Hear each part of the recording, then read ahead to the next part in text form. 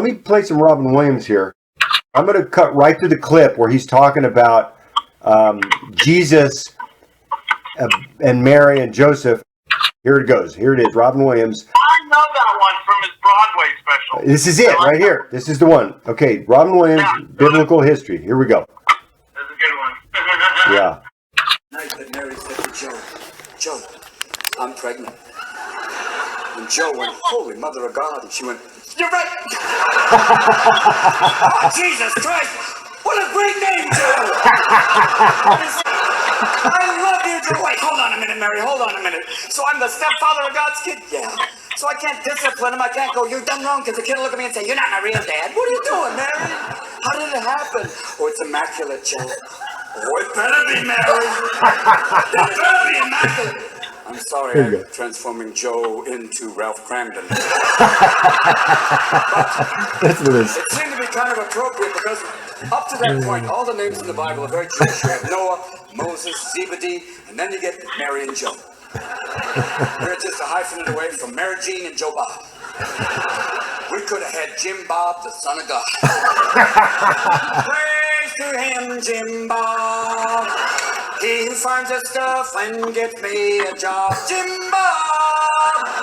And here's the other drill. Jesus was an only child because thank God oh my goodness. This is a good one here too. His brother. That's a tough gig. Come on, Jerry, we're going to the beach. Oh, great, Mom. Yeah, Jesus is going to walk on the water, feed everybody, heal them, and get a whole bunch of disciples. I'll sit there with a rash and sand in my ass. Great day for me. He ends up in a bar at the age of 30 going, yeah, I'm Jerry Christ. Whoop-de-doo. Yeah, I healed somebody. Here, Spot. Come on, boy, heal. Yeah, look at that. Yeah, my brother. Yeah, Jesus, he's a carpenter. I'm a plumber. You do the math. He's hilarious. He's the master.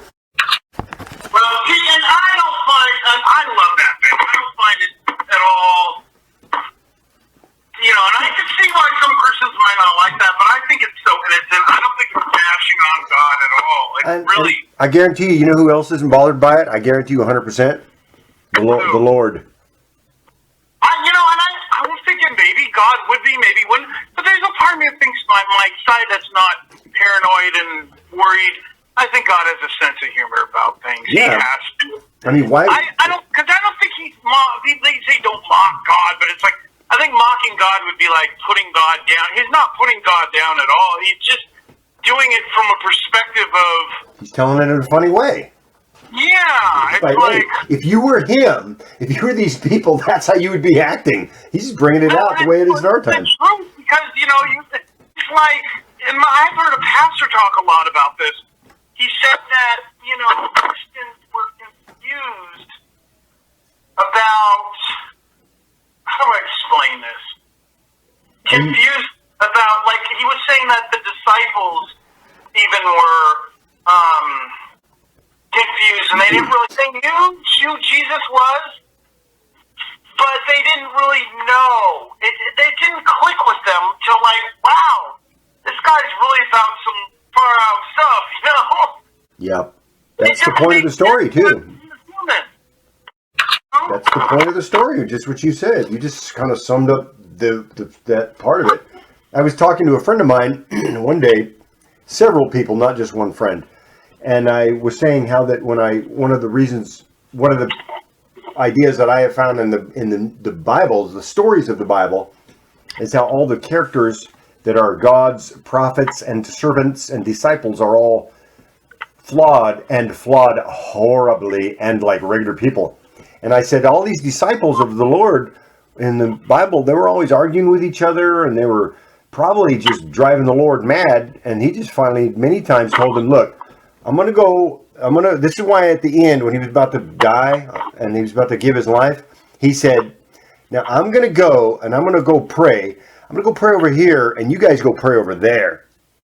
And it's like, it's almost like, to me, I get comedy out of that right at the point of his death. He's still saying, you guys, get away from me. I can't go through this with you guys around me. In my sense of that Bible story, it's a point that's meant to be taken seriously. I also think there's a lot of humor in that because it's human behavior. And a friend of mine said, No, the disciples weren't sinful. They were holy. And I said, no, they were regular people. They were sinful. Well, I've even heard that, if I'm not mistaken, some of them even were, I don't want to say they were devil worshippers, but they were really against Christ at first.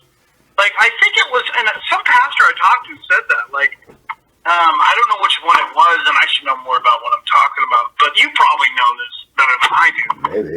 Weren't even some of them, like, questioning God? They were just really, like, well, Paul the Apostle, I know, said he was chief of sinners, and he was like, oh, I constantly struggle with sin. They all did.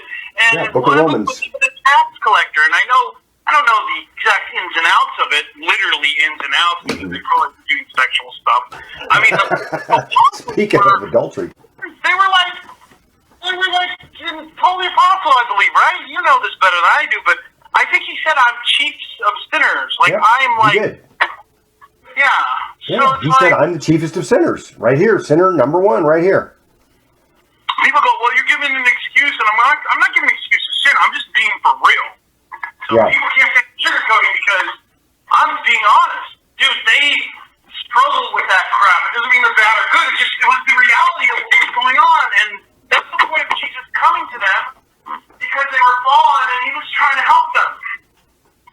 And, you know, The that's what point was of the going story. on.